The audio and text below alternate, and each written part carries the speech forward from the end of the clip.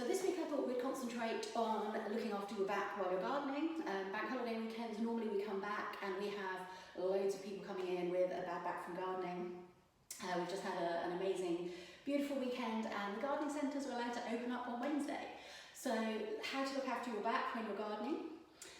The most important thing is looking after this part down here. Now, it's often when you've been in the garden and you've been digging, you've been bending, you've been doing things, you don't think about your back for 2 or 3 hours, you get a slight ache in your back, you go and sit down in a comfy chair, you go to get up and your back goes, and you're then in agony. And that's when you then ring us up and we can help you.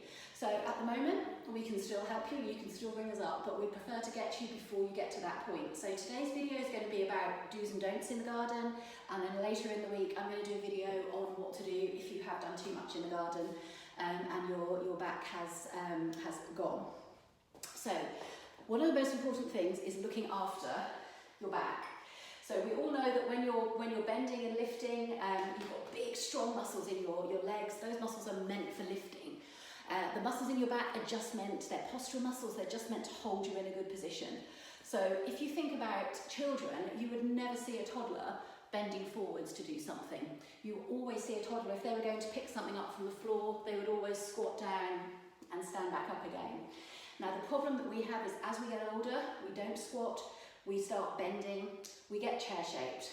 Our legs get used to being able to take us down to the sitting position and back up again, but not actually going down into a full squat. So we lose that ability. Saying if you don't use it, you lose it is so true in regards to your legs.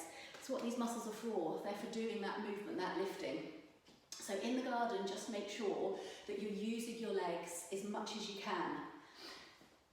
This position you can get into coming back up again.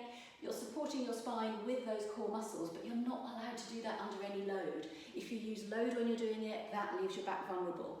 Or holding a position. If I was doing something in a raised bed, which raised bed's very popular, very good, because everything is up that little bit higher, but here, in a raised bed, switched off, still in a really bad posture.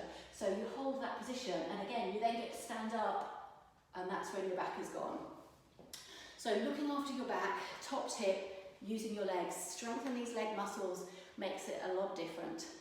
The other thing that's really important in the garden is when you, if you think, let's clear that bed, let's dig that bed over, let's plant that tree, let's get that root up, don't feel that you have to do the whole job at once. So do a little bit of something where you're in one position, go and do something where you're in a different position.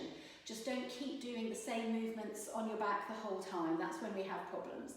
And when you've finished your gardening for the day, don't just go and sit in that comfy chair, just doing a few opposite exercises, go for a walk, loosen your back up. We'll come on to the exercises next time.